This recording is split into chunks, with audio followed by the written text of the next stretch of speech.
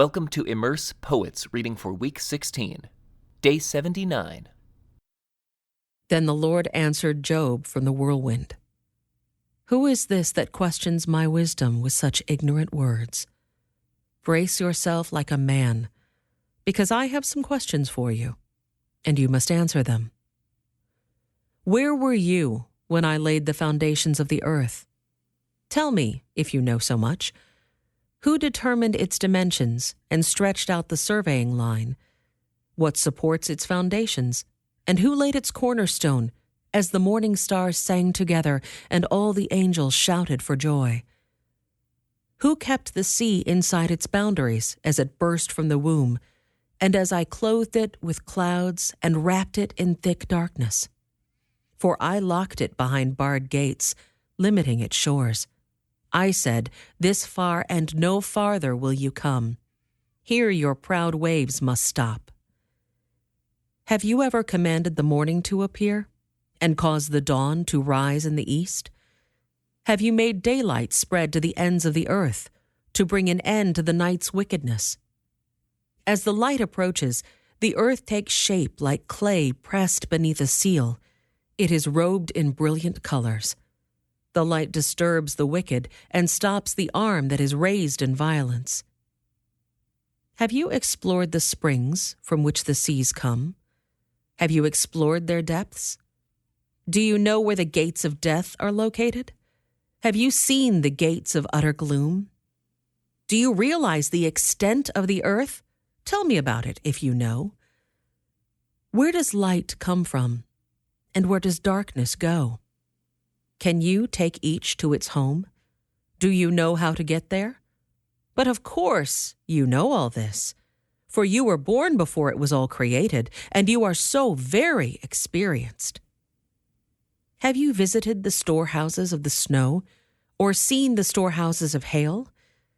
I have reserved them as weapons for the time of trouble, for the day of battle and war. Where is the path to the source of light? Where is the home of the east wind? Who created a channel for the torrents of rain? Who laid out the path for the lightning? Who makes the rain fall on barren land in a desert where no one lives?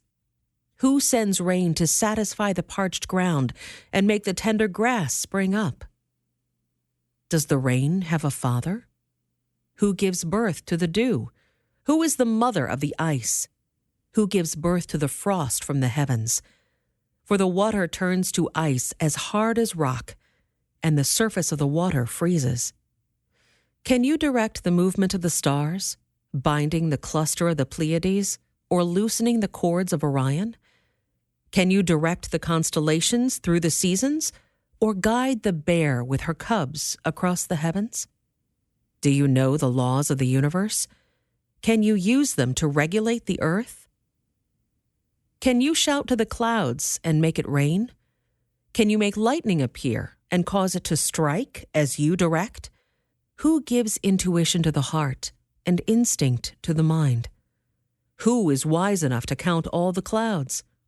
Who can tilt the water jars of heaven when the parched ground is dry and the soil has hardened into clods?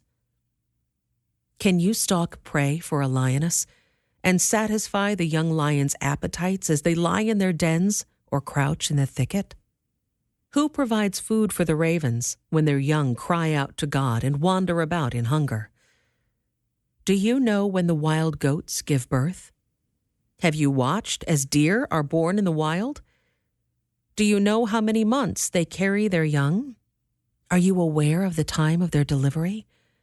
They crouch down to give birth to their young and deliver their offspring. Their young grow up in the open fields, then leave home and never return. Who gives the wild donkey its freedom? Who untied its ropes? I have placed it in the wilderness. Its home is the wasteland. It hates the noise of the city and has no driver to shout at it. The mountains are its pasture land, where it searches for every blade of grass. Will the wild ox consent to being tamed? Will it spend the night in your stall? Can you hitch a wild ox to a plow? Will it plow a field for you? Given its strength, Can you trust it? Can you leave and trust the ox to do your work? Can you rely on it to bring home your grain and deliver it to your threshing floor?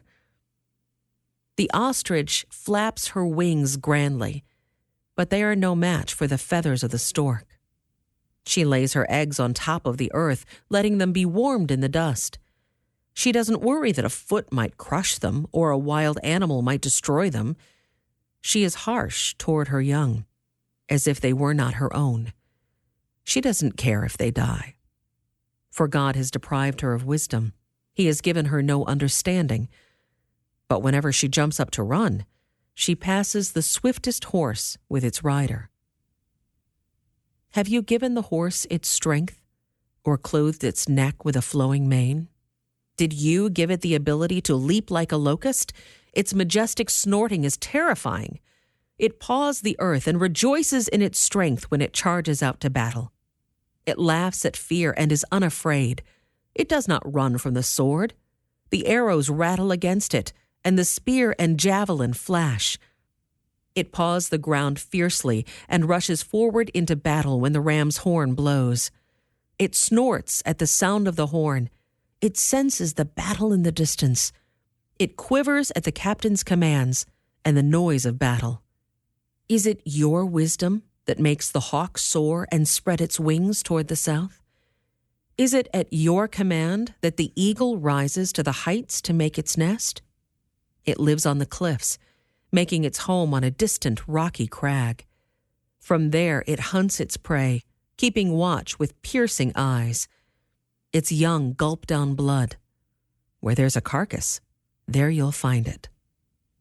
Then the Lord said to Job, "Do you still want to argue with the Almighty? You are God's critic, but do you have the answers?" Then Job replied to the Lord, "I am nothing. How could I ever find the answers? I will cover my mouth with my hand. I have said too much already. I have nothing more to say." This concludes today's Immerse reading experience. Thank you for joining us.